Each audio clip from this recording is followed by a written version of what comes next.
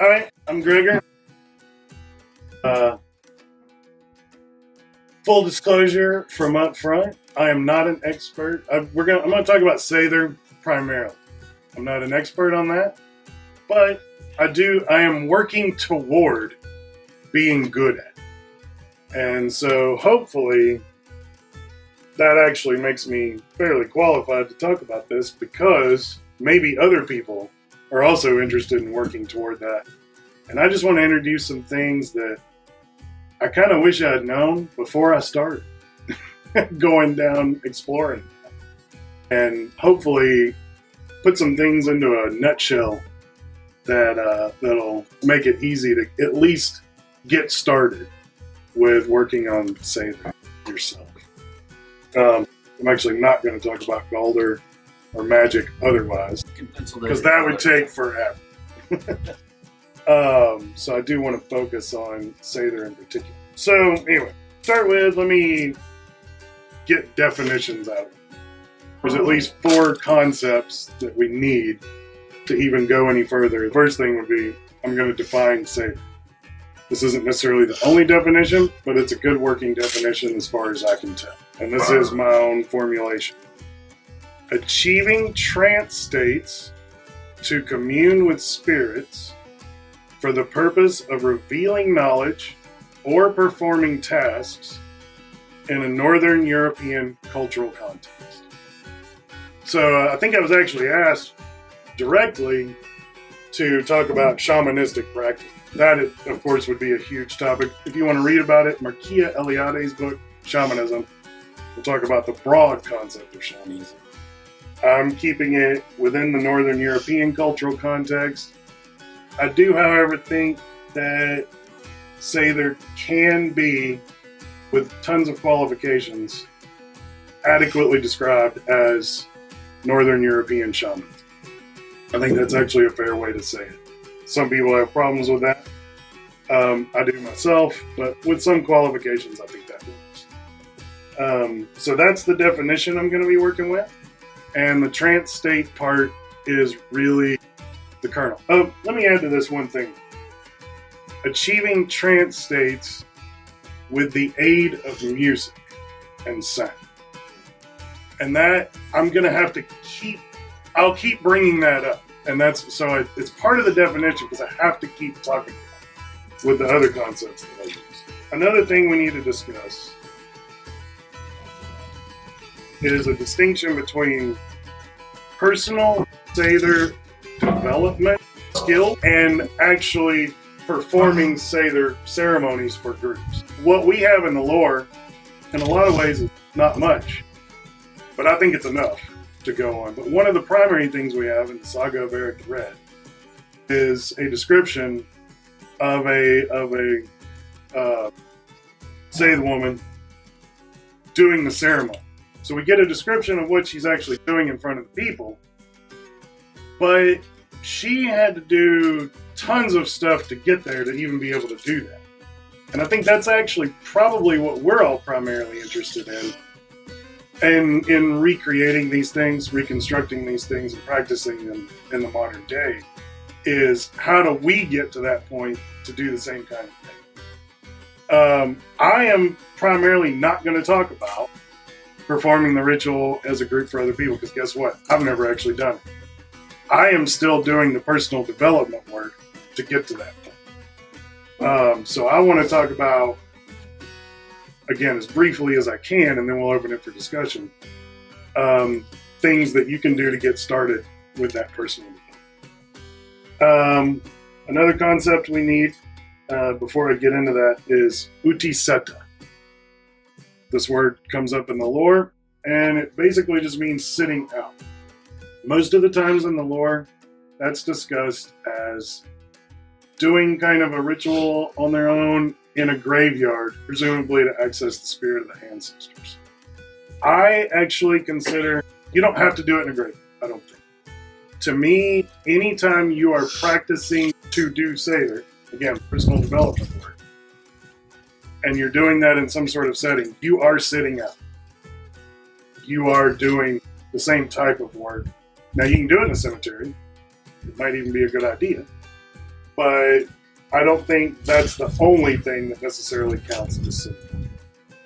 And the final concept that we need from Old Norse lore is the Vardloker. Again, I said music and sound is very important. The Vardloker is actually the key to what makes Seidr and not something else in the world. Basically, Vard is spirit of some sort, generally speaking.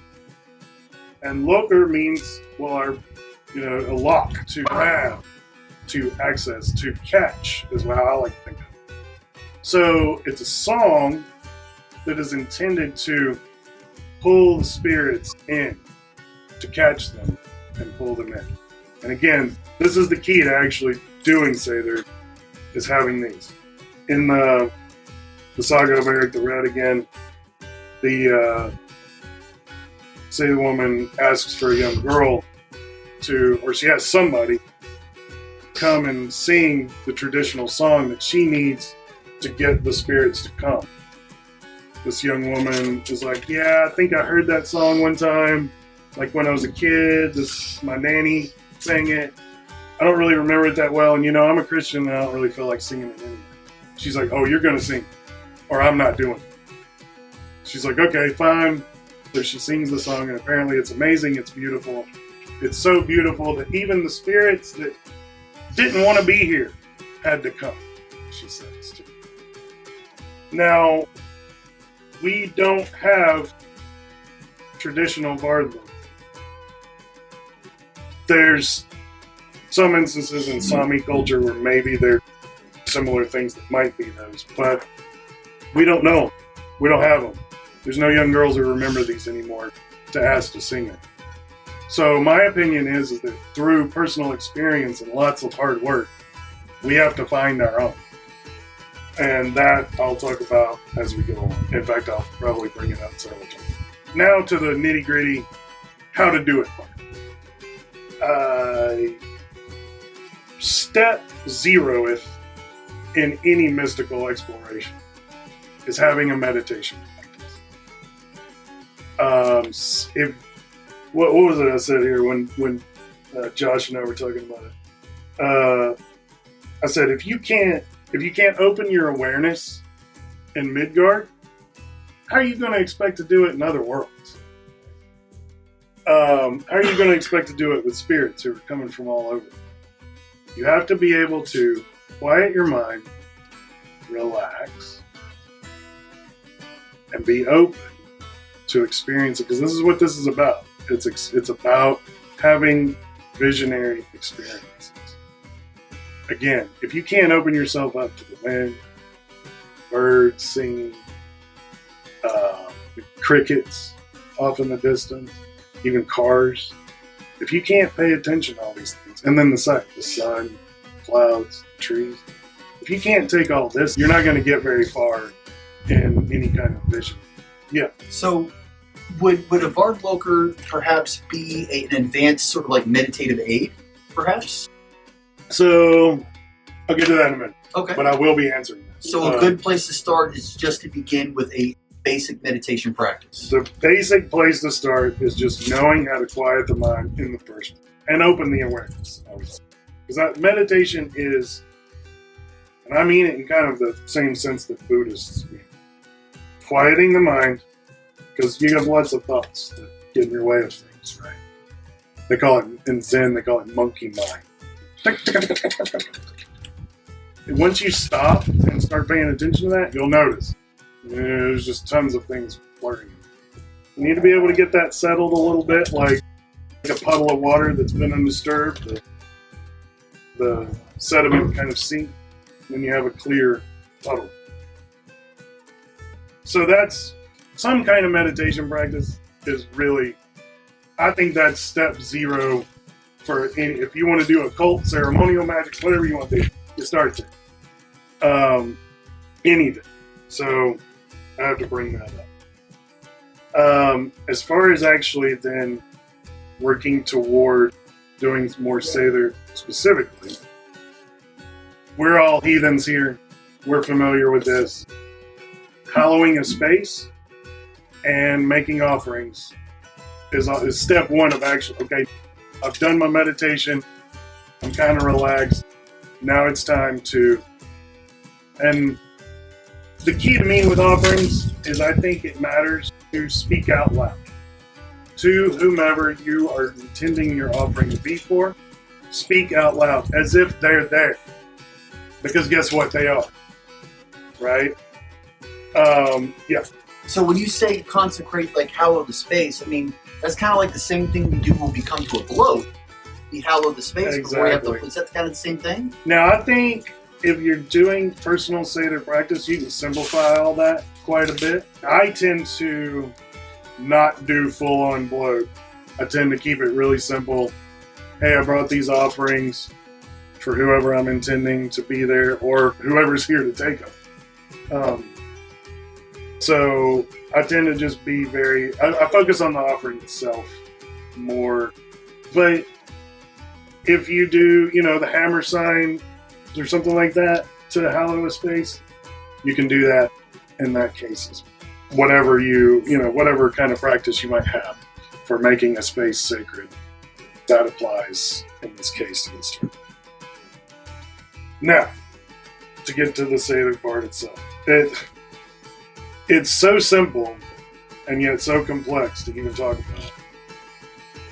Now that you've decided, okay, I'm gonna start working on this visionary experience. And remember I said, it's trance states with sound to speak with the spirit.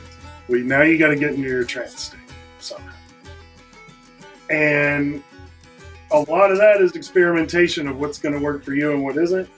My suggestion at the beginning, anyway, is to either have someone else play music for you live.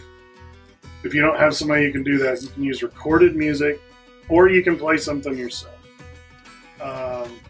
A lot of people use a drum. There's historical things with that. I don't want to go down that rabbit hole too much, except to say that maybe there's some reason to think they use drums, maybe there's not. But we know that you could, if that works for you, as a sonic rhythmic device to get into a trance state, you can do that. And you can do it yourself. Rhythm doesn't work as well for me as drone kinds of sound. Repeat, just kind of sounds. So I actually use a mountain dulcimer. Some of y'all actually might have seen me play this before. And I just bow on it. And it just, that actually gets me there the best. But you're going to have to figure out whatever works for you. Like I say, recorded music is allowed. Although, a problem with that is I think it's better to do this outside because you're opening your awareness to nature, right? The wind and the trees and the sky and all of that. You can do this indoors. There's nothing against it. And in fact, you might be in a situation where you have to really want to practice a lot. But outdoors, it's going to be a little harder to do the recorded music thing, I think. Though not impossible. But again, the most simple way people usually do it is they kind of beat on a drum with some simple beat for themselves. But either way, the point is to get in a trance. Now, so remember I said that I think that, so we don't have the traditional Vardla. We don't have the traditional songs for the spirits. Now we have to find them for ourselves. And maybe we each have our own ones that we have to go to the spirits and ask them to discover. So as you're working through your trance, one of the first tasks that you're going to have is you're using some other sound to get into trance, but you would go on a quest, on a vision thing, with the intent of discovering your Vardloker for achieving trance. You don't have it yet. If you first start out, you don't have that. So one of the first things to do is to go find that. And it will be revealed to you. And it's usually going to be something kind of chanty. I would give you the example of mine, but I can't, because if I do, I can't finish this talk, because then I'll go into trance. But it's going to be whatever comes to you. I call that step 1A of working on Seidr. You got your meditation practice. That's step 0 for anything else. You needed to know how to do that. This is step 1 of actually doing Seidr. Achieve a trance state for something that you don't have a song to do that for yet. Achieve that state to receive that song. And it'll be just whatever comes to you, whatever's revealed to you, spontaneously arising. So that's what I consider step 1, is find your Vardloker for achieving trance. I said 1A. There's a 1B, but I'll get to that later.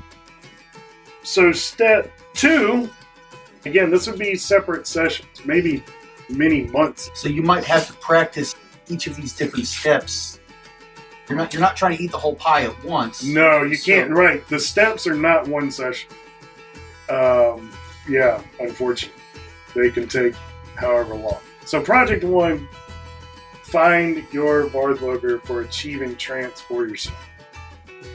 And then you'll be able to use that for the later things. Right? You chant your Vardloker for achieving trance. Now you move on to this. Both of these concepts are from lore, but the way I focus on them is from my own experience. So I just want to clarify that. So step 2, or project 2, to work on, is to discover your animal field, is the term used. Animal spirit of some sort. Actually, if you want a description on how to do this, Dr. Flower's book, Northern Magic, has a section on Seidr, and it lays out how to do it. You sit out, you go and sit out, and with the intent, the specific intent, so then you're going to achieve your trance through the song that you received in your first project. And you're going to wait, but again, you ask, make offering. Make offerings first and say, these offerings are for you, my animal spirit. Please come to me, right? And then you take as long as it takes. It could take overnight, it could take 2 days, who knows? And you wait for that animal spirit to come. Now, disclaimer. Your animal spirit could have come to you some other way. You might already know who it is. It could have come to you in dreams already. Some people who haven't started on the practice of Seidr have already received this information. However, do this project anyway. And then if the same one shows up that you think was already it, then you've got confirmation to some extent. Subjective, but a type of confirmation. Either way, it's important to have this connection with this animal spirit, because that is and when Josh and I were talking about this, he came up with a good way to put it. That's your security suite, like on a computer. It protects you while doing other journeying work later on the road. You want that first. You need this being. Now it can do more. Your animal spirit can also just teach you all kinds of things. But one of the key things that it does is provide a certain amount of protection for you in exploring and talking to others, communicating with other spirits. Or I should commune with other spirits. Because it's not just talking. It's building relationships and connections with the spirits. So that's project 2. You know how to get into trance.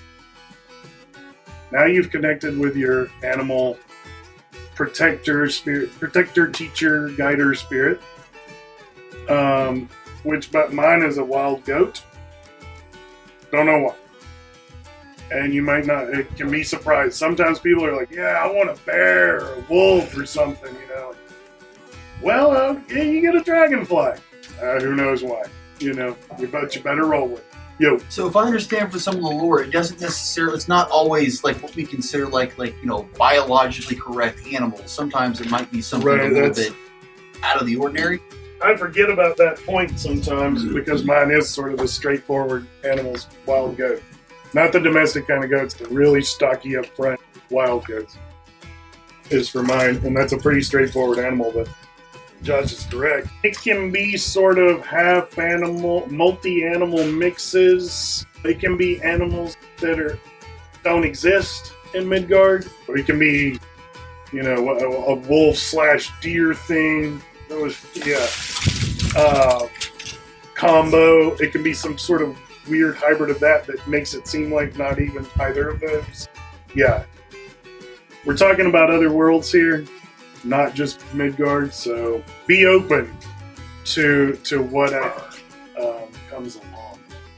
But anyway, third project is we also have, and this is another meaning of the word philia. It's a little rare, but it's a human ancestor that's connected to your family line. This is also tied up with the idea of Haminia. The idea of Disir kind of mixes in with this idea, though it doesn't always have to be female necessarily, but often it is. But anyway, now you want to connect with some sort of ancestral spirit that cares about you because it cares about your family line in general. It is a part of your family and connected with that in a deep way. So this is going to be what some, loosely anyway, they kind of in the New Age world call a spirit guide. Right? If you know anything about sort of ceremonial magic stuff, I actually think this is the same thing as what Aleister Crowley would have called the Holy Guardian Angel.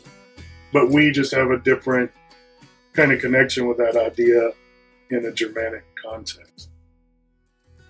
And this may be kind of a dumb example. When you said that, I was thinking, does anybody know like Avatar Last Airbender? And like she knows like all of his past lives. Is that like perhaps maybe kind of a goofy comparison? But is that, if you're familiar with that, that's what I saw when you said that. Though my daughter loves that show, and I've never really sat and watched it. I think it's a great show. But that sounds not too bad, right? I mean, then you get into, well, there's reincarnation, and maybe reincarnation is just us incarnating through our family line, and that could be on its own talk, probably. Make a note of that. But anyway, I do think it's important to go further into Seidr to have these at least two connections. Gonna make more if you keep going, but to have a base and a foundation. I think it's important to have this animals thing because that's kind of a protection. Again, I don't want to say it's just that. I'm not reducing it to that. Your animals sort of spirit connection is going to teach you things beyond just protecting you. But it's important to have it because it serves this purpose of protection. Your ancestral sort of spirit guide is also, they're going to help you connect with other things. So you go to them first and then say, this is what I want to do now. Can you help me with that? They're also going to be protective a little bit as well. So it's important to start, I think, with these sorts of connections. And I'm kind of going to end it right there because those, I wanted to just lay out, no, let me follow, which Josh made sure I did this. Okay, so you've done these projects, you're doing it, and now I'm talking about just an individual, you're doing a session, you did your meditation, you did your offerings, got into trance, you did reach into the other worlds, you did connect with spirits, you received information, you did what you need to do. Okay, now what? Remember I said step 1A is learn your Vardloker chant to be able to achieve trance. Okay, 1B is that you need to learn, and again, this is personal experience to some extent, though I think it matches with what some other people say. You also need a Vardloker to get out of trance. So really, your first project, discover your Vardloker to achieve trance. While you're working on that, try to find your one to get back out. Like in the Matrix, you get in the Matrix, you get out of the Matrix. Yeah, these songs are your ways to enter, but you need a song to get out. You need some way to get out.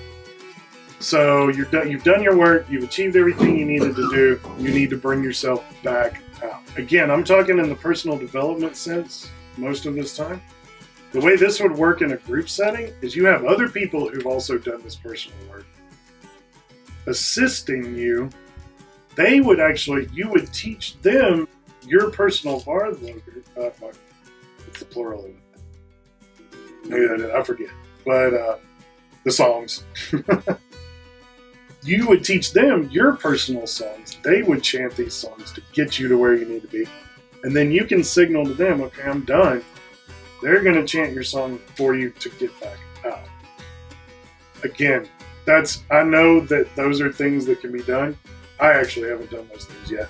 I'm still working on getting this group together who knows what we're doing. But just as an idea of how the sort of bigger picture version works. Seiðr is always an individual going into the trance, doing the things. But in group work, the way that works is they have, like in the Saga of Eric the Wretch, you needed the girl to sing the song.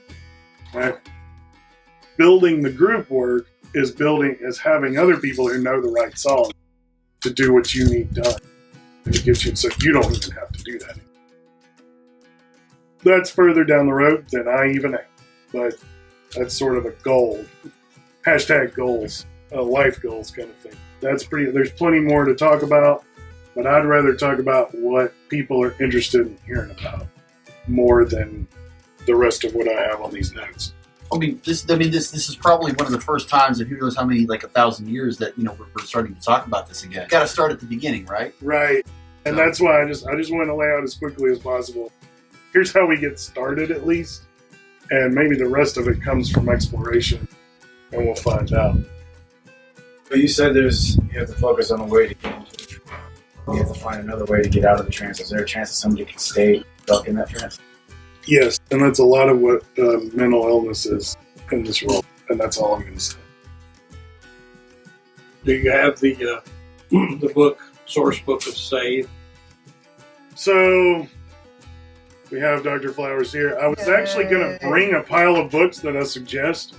3 of them come from Dr. Flowers, and you need that source book of Seiðr. I do. Well, I'm just for the people, there you get all of the examples in the literature where Seiðr is mentioned, and sometimes it's like Eric Red Saga, which has a whole ritual and all those details, and sometimes it's just 3 sentences, little snippets. But each one says something about what it is and how it's done. Something. There's a clue. It doesn't so much. The book doesn't go into all these details. It just says, "Here's what the lore said."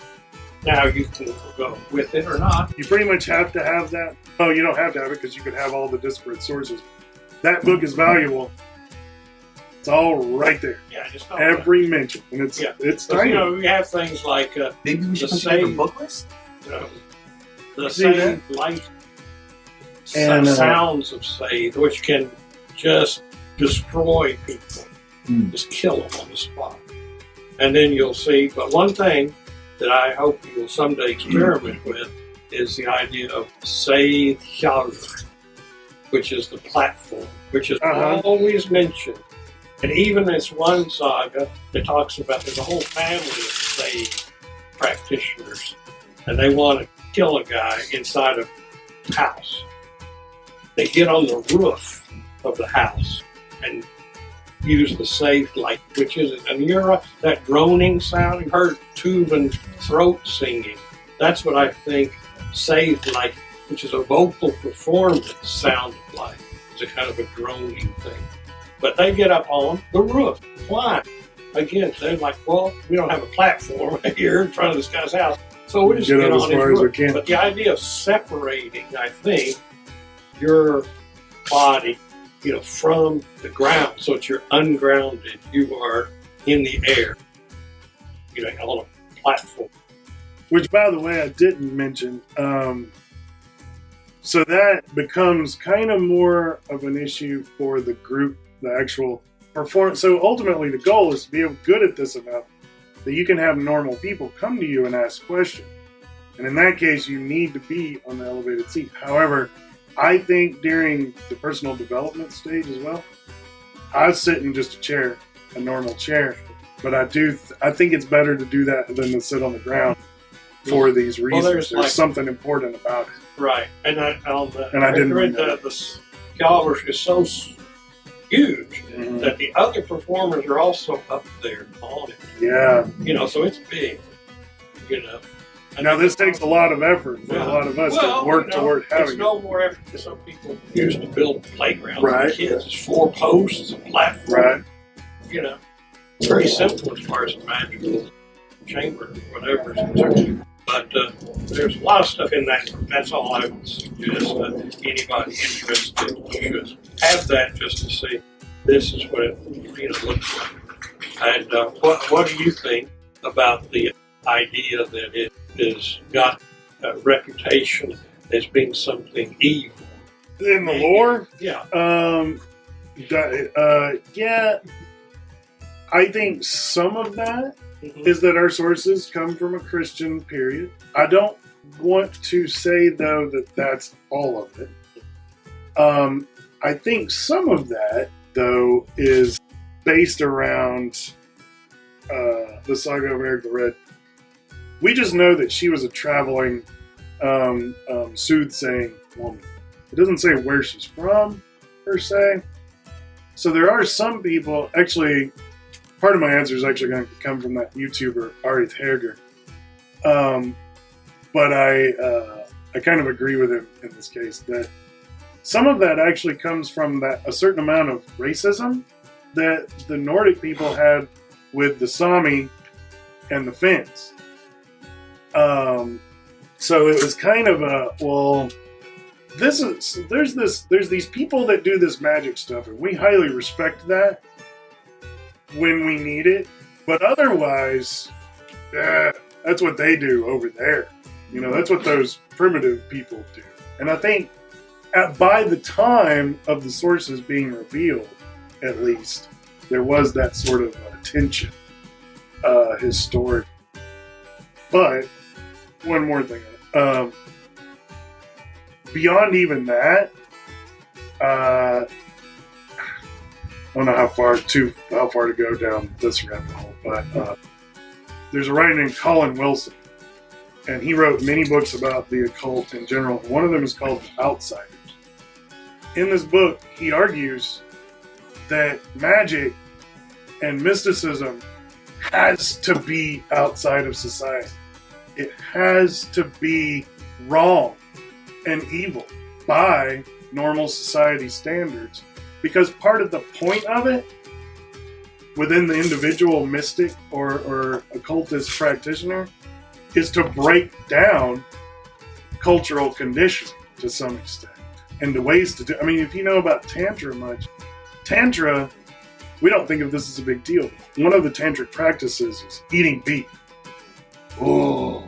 Well, in India, that's very taboo as far as normal society.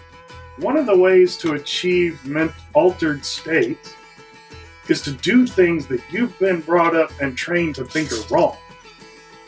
So I think that's actually the most interesting answer to that question, is that by its very nature, it has to be considered outside of society and outside of the normal culture to some extent.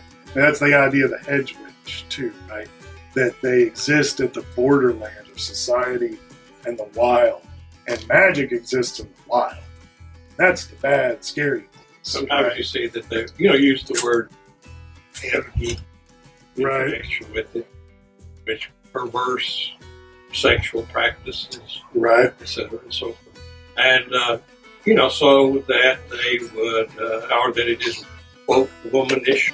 And so I think you're absolutely right. Which I think, as far as these are, taboo breaking, more that kind of thing. But, it doesn't exclude the fact that it's not as cut and dry. The cut and dry story is very late. I think that this is the good kind, this is the bad kind. That chanting or verbal and sort of left brain activity is okay, but getting into that trance and interacting with spirits, which, by the way, that's kind of the distinction with Galder and Seidr. Like, Galder was accepted. It's poetry.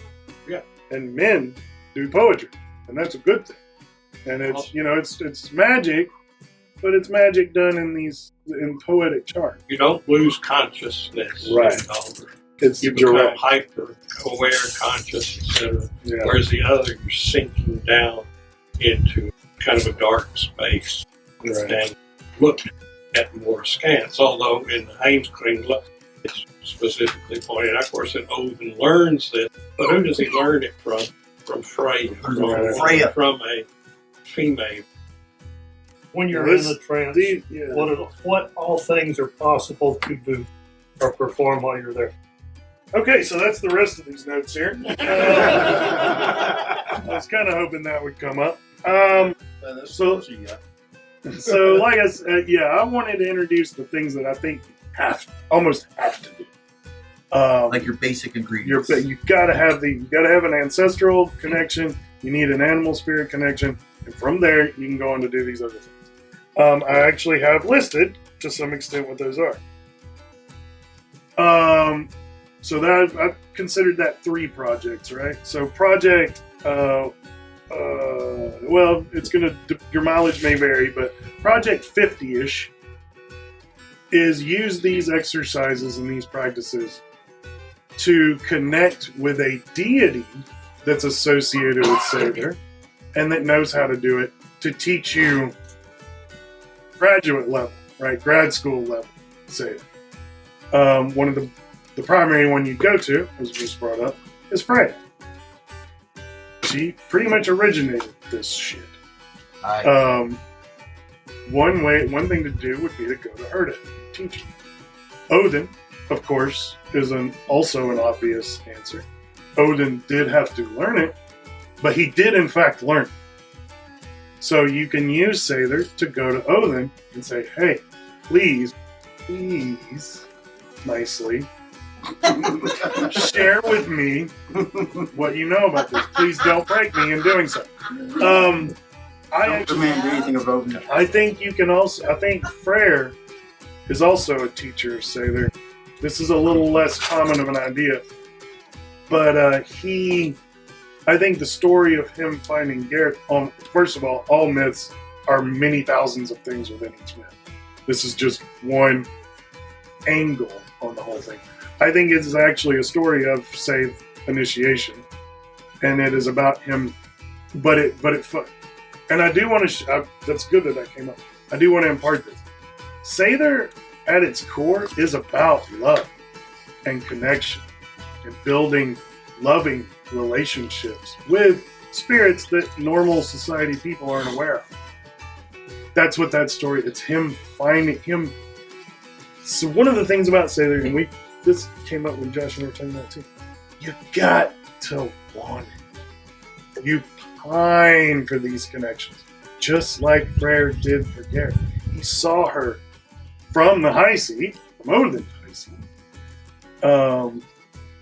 He saw her, and he wanted this. So then the rest of the story is a series of horses. And now this is sort of universal shamanism, right?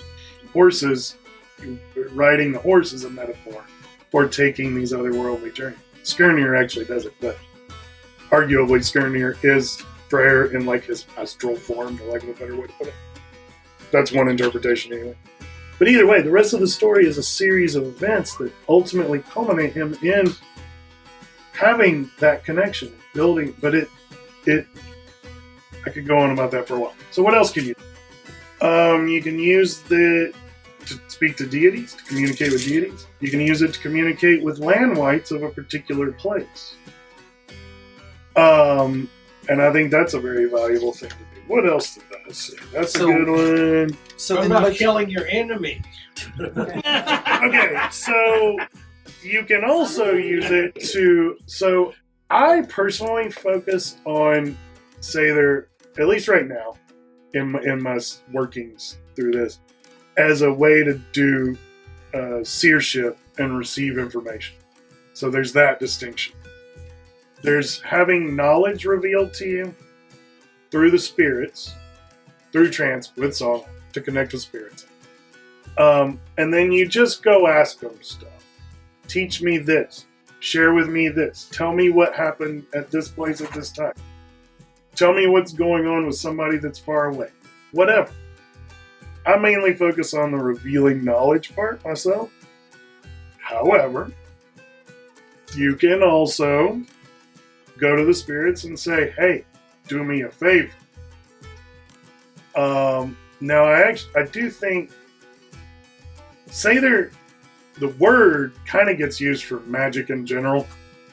And I think that's a later source thing myself as well. So I actually don't think Seidr proper, by the functional definition that I get, I don't think things like regular sorcery, doing charms to hurt another person, actually falls within the realm of Seidr. Again, the sources do think that, but I think that's the word Seidr getting kind of loosely used by sort of Christian writers there. That's my opinion. So, however, that example that says, okay, we busted this guy's brain open, or whatever the symptoms were, that went by using the specifically Seiðr lightning, the Seiðr sound, that was kind of, To me, the key distinction is whether you are using spirits, and I think that spirits are being used in that case, so that does count. Is that similar? Because I know, like in the Havamal, when like Odin's Runetal, he says, "I know a spell that can, blunt weapons, can wreck ships and all this kind of cool stuff." And wreck witches, right? Is that the same kind of principle? Exactly. But you get this thing, and Havamal is old. So this, I wouldn't just call it a rivalry between Seidr practitioners and Galdr practitioners. Okay. Right. They're different style, different ways. A healthy competition to improve the craft? Because Odin is also is more a sovereign over the people, and it's not, is always, although maybe seeking knowledge for himself, not only for himself, always with an eye toward what's good for the people, for my people. And whereas, as Marcel Mold and Colin Wilson is picking up that, is the idea that magic, because it's my will be done, not God's will be done, but mine. I want this. And that's antisocial. So, therefore, that's one definition. Magic is categorically antisocial. But Odin always has a social dimension to it.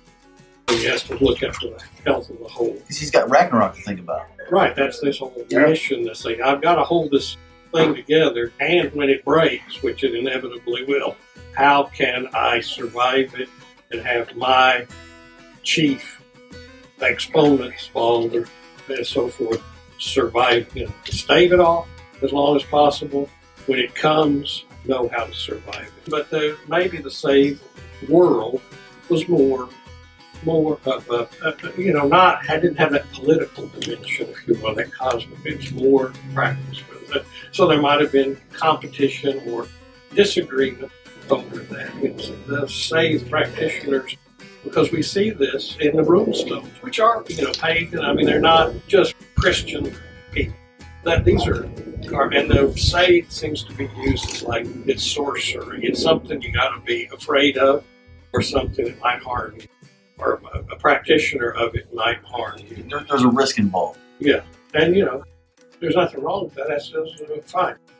But in the Havamal, he talks about that this one is used to separate the practitioners, these witches, these Tunridar, they call the fence riders, from. See, that's kind of plays to your point that they're like kind of foot in both worlds. They're, they're not in one world, and they're liminal. They're fence, they're on the fence between the inside and the outside, and so forth. But they might be dangerous to the community. They might be causing this guy to be impotent. They might be stealing milk. That's one of the things they did, sent Tilbury out, these milk suckers, to steal people's milk.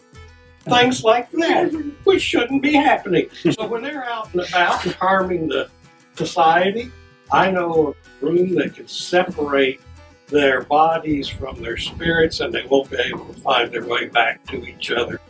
They're done. Okay. From Odin's rune poem. Yes. Okay. Yeah. But, all of that doesn't mean anything about this absolute morality. That doesn't mean the practices of these toolry are necessarily, bad. But they can do bad. And when they do bad, they need to be stopped.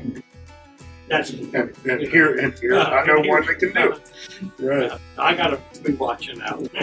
Now, notice that the rune poem follows the example of Odin doing Seiðr to discover the rune. One of the And so- things you mentioned earlier was maybe using things to work as a charm, and maybe that's not a good practice, if I understood right. But we use sage to purify a space.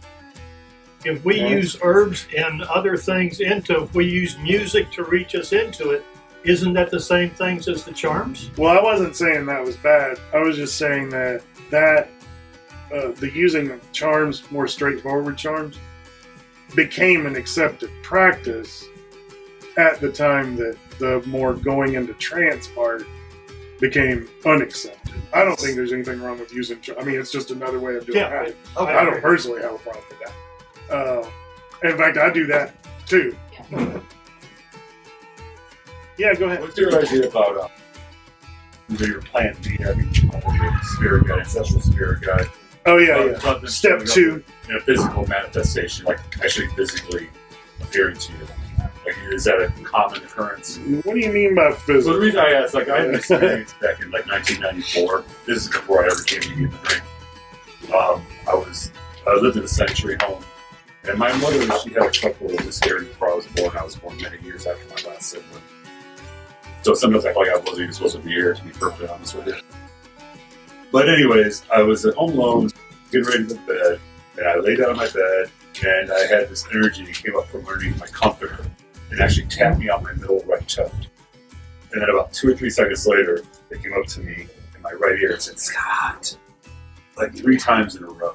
It sent a chill down my entire body. And after that, I had similar instances that happened maybe 2 or 3 other times. I actually lived with this guy that I bartended with for a couple years, and we were drinking one night, and he asked me, "Who's this little girl that came out of your room the other day?" Like, it's just weird occurrences like that. So by physical, you meant Like, when you said physical, I thought you meant like a flesh and blood human being like living. actually touching it. But you meant very vivid Yes. and very tactily Not in a dream, but in a waking state. right, Experience tactally something. interactive. Yes, that's what I meant. My short answer to that is that just means you had a really strong, very good connection. Well, I was also told by a fellow friend of ours, which I'll discuss with you later. And it could be Do you think that this was a spirit of one of the miscarriages? That's what I was getting Yes, at. And I think- ultimately, that's what I was getting to. which is interesting with the So I other didn't find- meaning I- of the word I feel didn't even good. find out that information until about 3 or 4. But my mom passed back in 1983, and I didn't find out some of this information until many years later after her passing from my older siblings. And it just, once I started putting all this stuff together in my mind, I was like, just kind of added up and made sense to me. So the short, yes, that's very possible, very likely that that's what that is. And I will say that my experience of my human-ish ancestral spirit guide approaches the tactily physical sometimes as well. Trance and accessing these things has levels of granularity and clarity. That is just on the very clear end of the spectrum. One thing I might have missed that y'all might have discussed already, but say you had Seiðr in your family in the past, would someone along your line be more apt to the ability, or? Short answer, I don't know. I do think now. So I also explore Appalachian folk magic, and certainly within that, which I think is a later derivation of some of these things that we're talking about, right? Rural people held on to these, some semblance of these things. I'm not going to say that Appalachian folk magic is Seidr, but it lived. I'm not saying that. It continuously for a long time. But I will say that it did maybe hang on to touches of that more than maybe anything. Just like it held on to the English language as it was at a certain time longer than the rest of the English language. Side point. But within that, certainly there's this idea. In fact, there's a very specific idea. You've heard of seventh son of a seventh son. Yes. That typically the seventh child of a seventh child will have it. These abilities. And there's very much this idea within that as either you can do it or you can't. And I think that idea occurs to some extent too. Now, not with Seidr specifically, but they call it having the knowing. Having these abilities to see things that aren't normally seen and maybe heal in certain ways. But it's also, I've also heard of it considered skipping generations. Mm-hmm. So if your grandma could do it, your mom probably can't, but you probably can. So I definitely think that's an idea that has existed.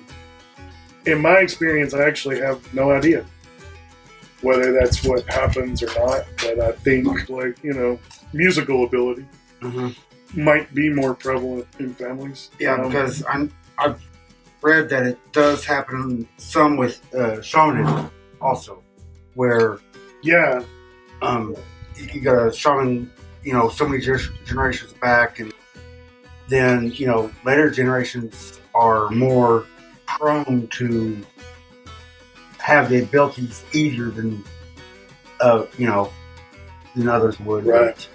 One interesting thing about that in the shamanism book we talked about by Seiðr Ælfweald, talks about how, and this is the shamanism part, but in shamanistic societies, Asian societies, not European societies, but a lot of the times the people that would be chosen for a shaman role would be people of a quote-unquote nervous disposition.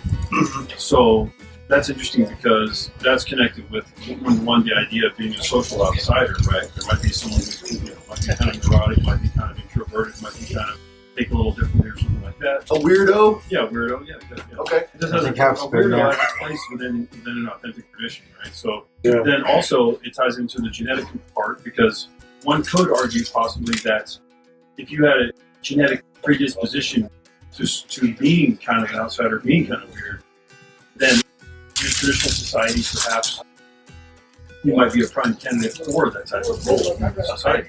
Tradition. Now, again, I mean, I'm not saying could be. I don't see. I mean, just saying. Yeah. I don't see. But then again, that's from like the Eastern sources. That's not talking about. Yeah.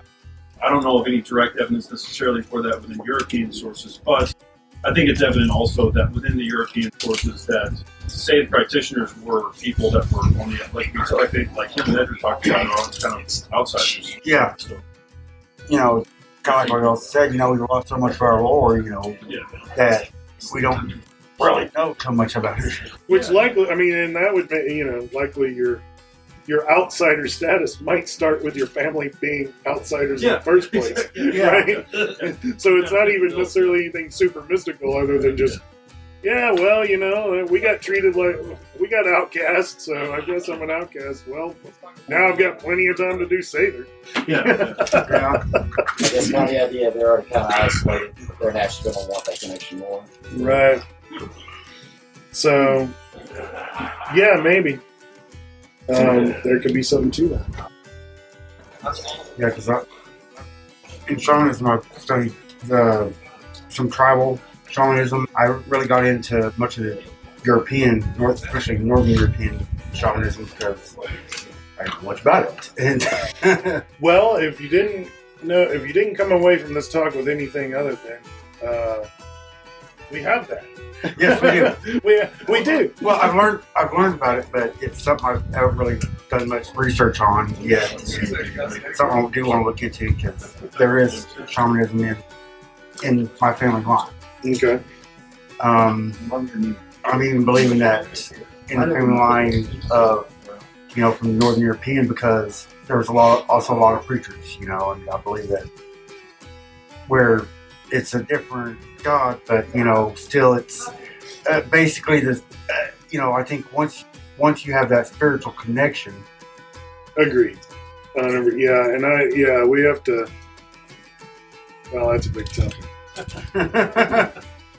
Yeah, it's different, but spiritual tendencies are spiritual tendencies.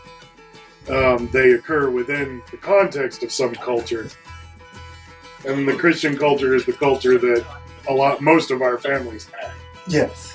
So they would have expressed these things within that. And like I said, I explore the Appalachian stuff, and partially because I'm from backwoods Tennessee, which is I'm technically not from Appalachia, but greater Appalachia. But same kind of stuff. When you really look into that stuff, it's like nominally Christian. I mean, it's very Christian, and they're using Psalms, and they're telling Jesus is the source of all of this stuff, but it's not stuff most Christians in the world would recognize as Christian. Right. It's fucking magic. Yeah, it just got words about Jesus and crosses laying on top. There's an unmistakable. I don't know, you call it parallel, right? And you can see this very well known within voodoo and in that culture, where they have their belief that they kind of adopted Catholicism, and voodoo practitioners have saints that they honor, but they consider that a mask of African Judaism. Right. So that's right. That happens in every other culture that got Christianized. So our European people, the same thing. I mean, you study saints. I mean, so many saints are really just kind of recycled deities, recycled local goddesses and gods. Brigitte or voodoo comes from Saint Bridget in Catholicism, which comes from Grecian, the ancient Celtic tradition. Well, thank you. Thank you, Yeah, sir. thank you. Flowers is going to talk soon.